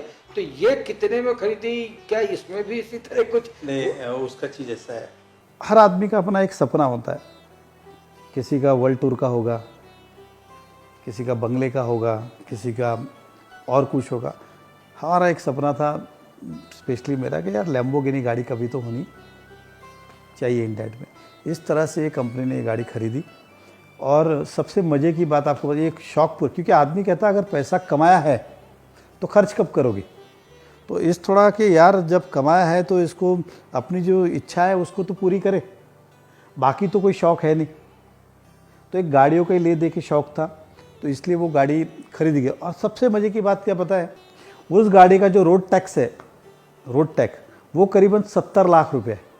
अब ये 70 लाख रुपये किसको गया? स्टेट गवर्नमेंट, क्योंकि रोड टैक्स स्टेट गवर्नमेंट में आता है। तो 70 लाख रुपया रोड में, बाद में जीएसटी आता है 18%, तो 3 करोड़ का अगर मैं अंदाज, तो 50-60 लाख रुपये जीएसटी गया। तो शॉर्ट में ये अगर गाड़ी खरीदी है तो 3 करोड़ रुपया गवर्नमेंट को टैक्सेशन दिया गया, केवल टैक्स दिया गया, और ये 3 करोड़ रुपया पब्लिक के भलाई के लिए ही लगा है। अगर मेरे जैसा व्यक्ति सोचे तो मैं चाहूँगा कि देश में जो कैपेबल है हर आदमी लैम्बोर्गिनी खरीदे 1.5 करोड़ की और 3 करोड़ रुपया गवर्नमेंट को दे। मैं बोलता हूँ ना पीएम रिलीफ फंड की ज़रूरत है ना सीएम रिलीफ फंड की ज़रूरत है, सारा पैसा इसी माध्यम से आ सकता है। तो आदमी को उतना टैक्स भी भरना पड़ता। और वो शौक के लिए गाड़ी ली गई थी, लोगों ने उसका अलग अलग तर्क निकाला, अलग अलग मीनिंग निकाला। तो अब आदमी अपनी इच्छा शक्ति भी पूरी करे कि नहीं करे पता नहीं, इन दैट वे। एक लास्ट सवाल, आगे की क्या प्लानिंग है आपकी? आगे क्या करने मैं वाले हैं? फ़िलहाल मैं राजनीति से दूर हूँ। एग्ज़ाम्पल, मैं किसी कारणवश राजनीति से दूर हुआ हूँ और समय आने पे सभी सवालों का जवाब दूंगा। मुझे न्यायपालिका पे पूरा भरोसा है। आज मैं कोर्ट मैटर है इसलिए उन सब विषय पे बोलना नहीं चाहता, लेकिन फ़िलहाल मैं राजनीति से दूर हूँ, क्योंकि मैंने इस कंपनी ने ही बहुत सा और मैंने भी बहुत सा इस चुनाव के दौरान लोगों ने आरोप लगाए, लेकिन जितने आरोप लगाए वो सारे मेरे विधायक बनने के पहले के थे। उन्होंने कहा हॉस्पिटल बनाया, स्कूल बनाया, क्लब बनाया, ये सब तो पहले के थे, किसी ने नहीं सोचा। सब ने बोला हाँ यार सही है सही है, क्योंकि उस समय लोगों की मानसिकता ये थी, क्योंकि कहता है ना हमेशा जो गलत बोलता है वो ज़्यादा ज़ोर से चल रहा, सच को दब जाता है हमेशा, क्योंकि सच में किसी को इंटरेस्ट नहीं होता है। तो मेरी भी परिस्थिति वैसी थी। उस समय मैं चिल्ला के कह रहा था, कोई सुनने को तैयार नहीं था। शायद आज आपके माध्यम से सुने। मैं आज कहता हूँ, स्कूल बना 2007 में, हॉस्पिटल बना 2009 में, मेरा बंगला है 2000 का, 1999 में मैंने ज़मीन खरीदी थी। एग्जाम्पल, CN रॉक है 1999 का। क्लब हाउस बना 2008 की पासिंग है, 2015 के पहले चालू हुआ, 2003 की ज़मीन है। ये सारे प्रोजेक्ट पहले के। और मैंने बताया पैसा कैसा, मुझे तो कोई पैसा कमाना बड़ा आसान है, पैसा कमाना। अब मैं आपको दावे के साथ, मैं राजनीति सब कुछ समय के लिए बाहर हूँ। अब सबसे बड़ी बात बताओ भरत जी, पहले मैं रात को सोता था तो सुबह ये डर रहता था कि बाहर लोग मुझे मिलने आए, जनता के काम करने, उठना है। रात सुबह 5 बजे आओ तो भी 8 बजे उठना पड़ता था। रात को प्रोग्राम में जाओ और घर पे जाओ तो वापस ये कोई ना कोई मिलने के लिए खड़ा, इस तरह का था। अब सुबह 10 बजे उठता हूँ, कोई पूछने वाला नहीं, किसी की चिंता नहीं, कोई टोकने वाला नहीं, कोई टीका टिप्पणी करने वाला नहीं। पहले मैं कुछ करूँ नहीं करूँ, फेसबुक के ऊपर आरोप प्रति आरोप, और ऐसे ऐसे लोग आरोप करते थे। नहीं मेरी बात सुनिए, आरोप, अरे आरोप तो चाहने वालों का क्या होगा? जैसे आप अरे 2 मैं साल क्या हो बोल गए रहा आरोप से हूँ, अगर- आरोप करने वाले के भी आप हर आदमी, अगर मेरे जैसा आदमी अपनी हैसियत औकात को देखना चाहिए। क्या मैं मोदी जी पे आरोप कर सकता हूँ क्या? मैं सोनिया जी पे आरोप कर सकता हूँ क्या? और आरोप पे तथ्य है क्या? भ्रष्टाचार भ्रष्टाचार सबने बोला, लेकिन आपने देखा इसमें एक आदमी ने नहीं बोला कि भ्रष्टाचार किसमें हुआ। भ्रष्टाचार लेकिन किसमें हुआ, और हुआ तो काम अभी चालू किए, बंद क्यों नहीं करते? क्या मेट्रो में भ्रष्टाचार है? बंद कर दो। क्या पानी के प्रोजेक्ट में भ्रष्टाचार है? बंद कर दो। रोड में किसमें है? खैर मैं उस विषय पर फिलहाल, ये आज मेरा राजनीतिक नहीं था, लेकिन मैं अब कहता हूँ कि मैं सुखी हूँ और मैं चाहता हूँ कि ये कंपनी को मैंने राजनीति के कारण रिज़ाइन किया था, मैं फिर से इस कंपनी में जाऊँ और 1 साल में दिखा दूँ कि ये कंपनी वाकई में अगर काम दिल से करती और मैं इस कंपनी में होता तो ये कंपनी 4 गुना आगे होती। कितना? 4 गुना आगे होती। मैं राजनीति में 16 घंटे में से 12 घंटे राजनीति में था, इसलिए कंपनी को समय नहीं दे पाया।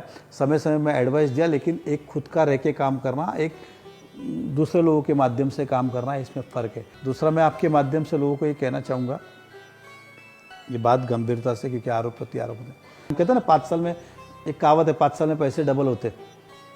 तो 5 साल में जब चीज़ें डबल होती है तो स्वाभाविक है कि 2007 में ये स्कूल बनी तो 12 में 2 हुई, 17 में 4 हुई, 22 में तो 8 होनी चाहिए थी लेकिन नहीं हुई। एग्जाम्पल बोल रहा हूँ। तो स्वाभाविक है, इसको कहाँ से रोकोगे आप?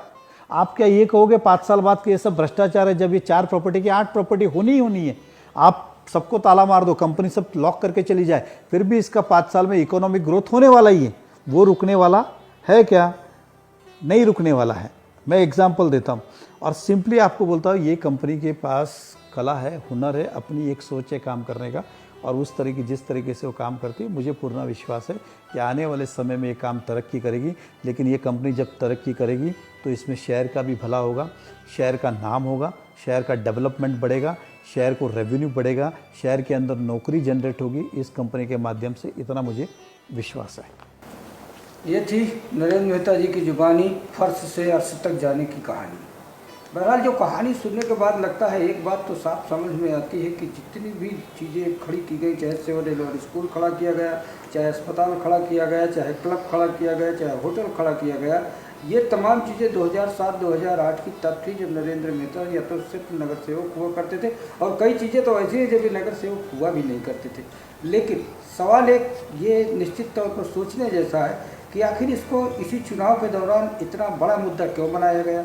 और जैसा बातचीत में बात में नरेंद्र मेहता जी ने कहा कि सत्य जो होता है वो दबता नहीं है, और शायद उनका जो लोगों को अपना जवाब देने का तरीका था उसको भी लोगों ने गलत तरीके से जनता के सामने प्रेजेंट किया। लेकिन आज की इस लंबी बातचीत के बाद ये इंटरव्यू जब बाजार में आएगा तो मुझे पता है कि कई लोग इस पर आएंगे, कई लोग इस पर क्रिटिसाइज करेंगे, लेकिन जिन लोगों के लिए मैंने इंटरव्यू रिकॉर्ड किया है उनसे ज़रूर मैं ये अनुरोध करूँगा कि इनको एक तरफ रख दीजिए। आप ये जो लोग आज तक चिल्लाते आए हैं इनको एक तरफ रख दीजिए और खुद एक बात सोचिए कि अगर शायद नरेंद्र मेहता राजनीति में नहीं होते तो निश्चित तौर पर ये अगर प्योर व्यापारी होते तो जाने आज ये कहाँ होते, जैसा उनका दावा है वो बहुत आगे होते। मुझे ये इंटरव्यू मैंने बहुत लोगों के लिए किया, लेकिन मुझे इंटरव्यू में थोड़ा दुख भी है, थोड़ी तकलीफ भी है कि मेहता जी बहुत अंदर से आहत हुए, और वो इतने ज़्यादा आहत हुए कि उन्होंने राजनीति तक को एक तरह से अलविदा कह दिया। लेकिन फिर भी कुछ लोग होंगे उनकी आलोचना करने वाले, लेकिन शहर में इस बात से इनकार नहीं किया जा सकता कि आज भी राजनीति में नंबर 1 नेता, और सबसे ज़्यादा अगर इस पूरे शहर में, ये मैं नहीं कह रहा हूँ, ये बड़ी एकदम खुली बात है कि आज भी चाहे तो कंपनी के लेवल पे इतनी बड़ी बात दे लीजिए, बिजनेस में देख लीजिए तो बिजनेस में भी अगर आदमी नंबर 1 है, और राजनीति में संन्यास की घोषणा के बाद भी आज राजनीति में भी नंबर है। मेरी एक अपनी खुद की इच्छा है कि मेहता जी आप राजनीति में बने रहें, बाकी फैसला आपको करना है। आपने जिस तरह से बताया, आप जो काम करेंगे, माल बनेंगे, आपके बोर्डिंग स्कूल कॉलेज बनेंगे, उससे निश्चित तौर पर इस शहर की पूरी शान पे चार चांद लगेंगे, और जो सबका एक साथ विकास होगा। बहरहाल आज ये फर्श से अर्श की जो ये कहानी है, आप खुद सोचो, खुद समझो और खुद विचार करो कि आखिर इसकी सच्चाई क्या थी। आज मुझे नरेंद्र मेहता जी के साथ दीजिए इजाज़त। बहुत बहुत धन्यवाद आपका, आज आप आए, और फिर से एक बार यही कहता हूँ कि आपने ये बात उस दौरान की है जब आगे न विधानसभा चुनाव है और न किसी तरह के चुनाव है, तो मुझे लगता है कि लोग इसको सुनेंगे भी, समझेंगे।